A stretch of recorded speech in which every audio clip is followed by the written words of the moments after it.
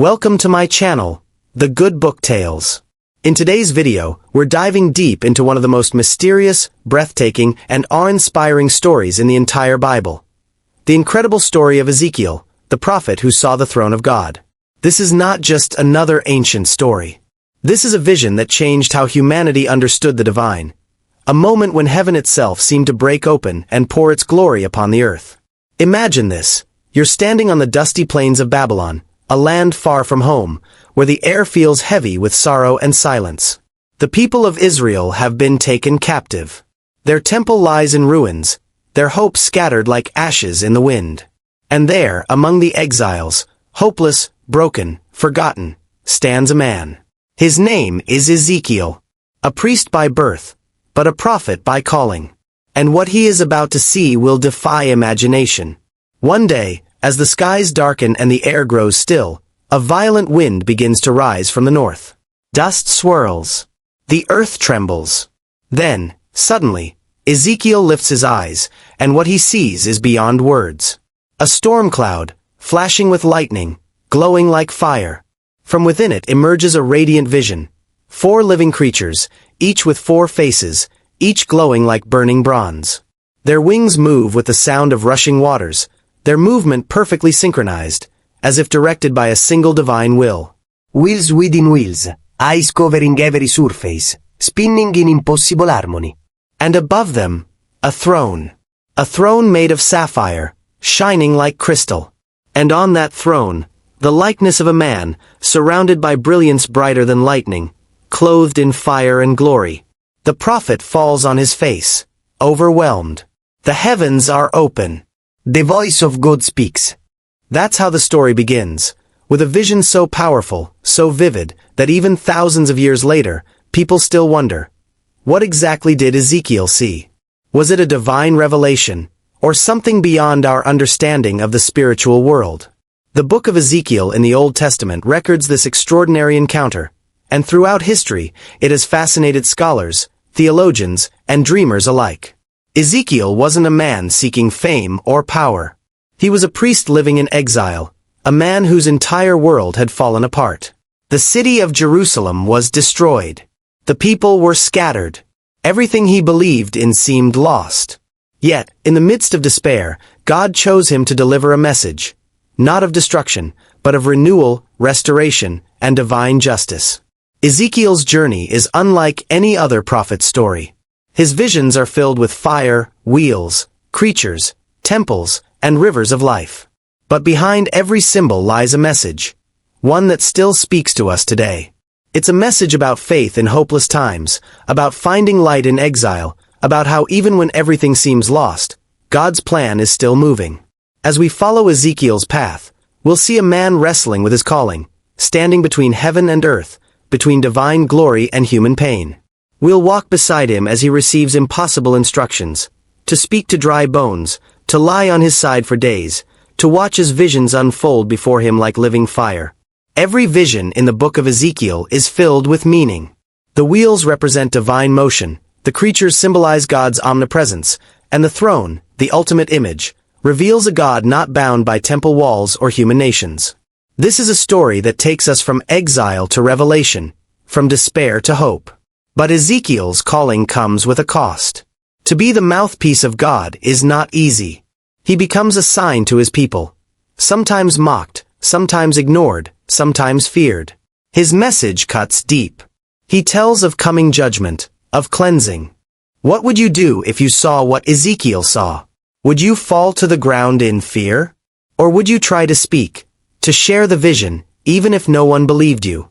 That's exactly what Ezekiel had to do. In the middle of exile, surrounded by hopelessness, he became the messenger of something far greater than himself. And here's where the story takes a turn. Because when God's voice calls out to Ezekiel from that vision, the words he hears will forever change not just his life, but the destiny of his entire nation. It's not just a message about what was, but about what is to come. The heavens open. The voice echoes. Ezekiel listens. And then, silence. The storm fades. The fire dies down. But the message remains. Something has begun. Something that will unfold over years of prophecy, heartbreak, and divine revelation. And that is where we'll continue next. Because what Ezekiel hears next, and what he's commanded to do, will challenge every limit of faith, obedience, and human endurance. The story of a prophet who saw the throne of God is only beginning. So stay with me, because in the next part, we'll step deeper into the vision of Ezekiel, into the strange, burning world between heaven and earth, where every symbol carries a secret, and every word echoes with eternity. When the echoes of that divine voice faded, Ezekiel was left standing in the silence of the desert wind. His heart pounded in his chest. What had just happened felt too vast for words, too holy for the human mind to hold. He could still feel the heat of the fire on his face, still see the glow of that sapphire throne burned into his memory. But now, he was alone again, surrounded by the dry land of Babylon, miles away from his homeland. The exiles were scattered near the river Chebar, trying to rebuild broken lives. They were people without a temple, without a king, and without hope. And now, in the middle of all this loss, Ezekiel had seen heaven open. He was not a warrior or a leader. He was a priest, a man who once served in the temple, offering prayers and sacrifices, guiding others toward God. But that temple no longer stood. The city that once held the presence of God had fallen. How could a priest serve without a temple? That question haunted him, until the vision gave him his answer. God was not confined to stone walls or holy places. His presence could appear anywhere, even in a foreign land, even among captives. The Book of Ezekiel reminds us that divine presence is not bound by geography. It moves like the living creatures he saw, carried by the Spirit, unstoppable and alive. As the days passed after the vision, Ezekiel could not sleep. Every sound, the wind through the reeds, the crackle of the fire, reminded him of that moment. The words of God still echoed in his mind, heavy with purpose. Son of man, stand upon your feet, and I will speak to you. That phrase, Son of Man, would follow him throughout his life. It reminded him that he was human, fragile, temporary, yet chosen to carry an eternal message. He didn't feel ready. Who could be ready to speak for the Almighty? The other exiles looked at Ezekiel with confusion. He had always been quiet, faithful, devoted. But something in his eyes had changed. There was fire there now, a light that frightened some and comforted others. They didn't know that within him, a battle had begun, between fear and faith, between silence and calling. He wanted to run from it, to return to the ordinary life he once knew. But deep down, he knew there was no turning back. The vision had marked him. The prophet Ezekiel had been chosen for a purpose he couldn't yet understand. And as the sun set over the river and the shadows grew long, he felt the presence again, unseen but unmistakable. It was as if the sky itself was waiting. Something was coming. Something that would shake nations and reveal the true power of God's glory. The silence before the storm had returned. As the days turned into weeks, Ezekiel's struggle deepened. The vision had changed him, but the people around him couldn't see what he had seen. They were weary, their faith dimmed by exile. Many of them whispered that God had abandoned them, that the covenant was broken forever. Ezekiel tried to speak, to tell them that God was still near, that his glory had not vanished, it had simply moved. But they turned away, shaking their heads. To them, Ezekiel sounded like a man lost in dreams. The true conflict was no longer just outside, among their captors. It was within, a battle between disbelief and hope, between memory and promise. Each night, Ezekiel wrestled with the calling placed upon him. The words he heard in that vision were not gentle words. They carried warning, judgment, and truth. He knew he would have to stand before his people and speak hard things, messages that would test their hearts. Yet, every time he tried to prepare himself, fear crept in. What if they refused to listen? What if they turned against him? Still, he felt the same pull, like a current drawing him toward something greater than fear. Some of the elders of Israel began to notice his silence. They would watch him as he walked by the riverbank, his eyes fixed on the horizon, as though listening to something unseen. A few followed him, curious, while others mocked behind his back. But even in their laughter, there was unease. They could sense something was shifting, not in the world around them, but in the unseen realm. And one night, when the camp had gone quiet and only the wind moved through the tents, Ezekiel heard the voice again. It was calm, yet powerful. This time, it gave him a command, one that would test his obedience, and one that would begin the prophecy of a lifetime. The night was still when Ezekiel felt the presence once more. It was not a sound, but a weight in the air, a quiet power that pressed against his heart. The stars above seemed to tremble. Then, in the darkness, the voice of God came again, firm and unyielding. Ezekiel froze. He knew this was the moment he had been dreading and waiting for all at once. The command that followed would separate him completely from the life he once knew. It was the beginning of his mission, a calling that would make him both a messenger and a sign to his people. His hands shook as he listened. The words were heavy, each one echoing deep inside him. He was told to speak what he saw and heard, no matter how strange, no matter how much the people rejected it. "Do not be afraid of them," the voice said. "You must speak my words, whether they listen or not." Ezekiel's breath caught. He felt small, powerless, but he also felt something else, a fire rising inside him, the same fire he had seen in the wheels and the creatures of the vision. It was as though that same divine light now lived within him. When morning came, he stood among the exiles, his eyes filled with determination. They stared at him, uncertain. The once quiet priest now spoke with a new strength, describing the throne of God, the storm, the fire, and the message that was coming. Some backed away in fear. Others leaned closer, unable to look away. The air grew tense, charged with something unseen. Everyone could feel it. Something greater than them was about to unfold. And as Ezekiel began to speak again, the wind rose, carrying his voice across the camp, like a warning from heaven itself. The crowd stood frozen as Ezekiel's words echoed across the camp. The wind that carried his voice seemed almost alive, whispering through the tents and stirring the river's surface into ripples. The exiles exchanged uneasy glances. Some felt a chill, not from the cold, but from something deeper, something spiritual.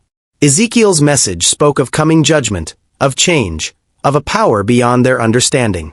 Yet, before they could question him further, he stopped suddenly, as if struck by another unseen force. His eyes lifted toward the horizon, wide and unblinking. The people waited in silence, afraid to breathe. Then, without warning, Ezekiel fell to his knees. His body trembled, and his face turned toward the ground. The air grew thick, heavy, and charged with divine presence. Those nearest to him stepped back, unsure whether to help or to run. It was in that moment, when the camp was filled with fear and confusion, that the second vision came. It was unlike the first, not filled with fire and wheels, but with an eerie stillness. Ezekiel saw before him an image of a scroll, floating in the air, unrolling slowly as if by invisible hands. On it were written words of lamentation, sorrow, and mourning. The prophet understood. This was no ordinary message. He was being called to deliver a prophecy that would shake his people to their core. The voice spoke again, calm yet commanding, telling him to eat the scroll.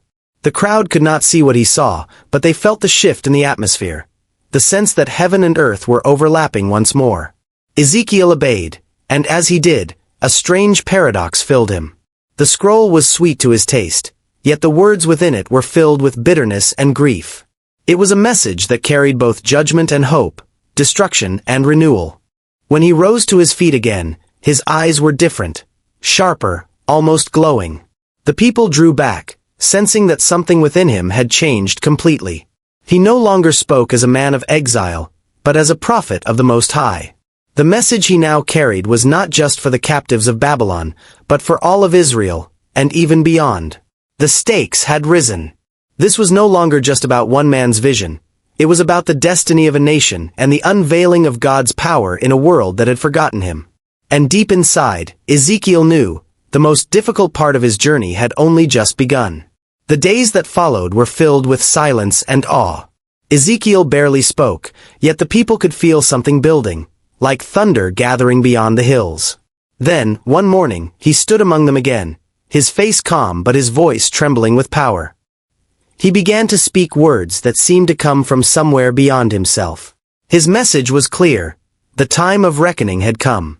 The hearts of the people had grown hard, and now God was showing them what they had forgotten: His holiness, His justice, and His mercy intertwined. The crowd listened in fear and wonder. Some cried openly, others fell to their knees. Every word struck like lightning, breaking through years of despair. Ezekiel spoke of a vision of a valley, vast and silent, filled with dry bones scattered across the ground. The image was haunting, lifeless, endless. Yet, as he described it, his voice began to change, filled with hope and fire. He said he heard God's voice again, commanding him to speak to those bones. "Prophesy to them," the voice said. "Tell them to live."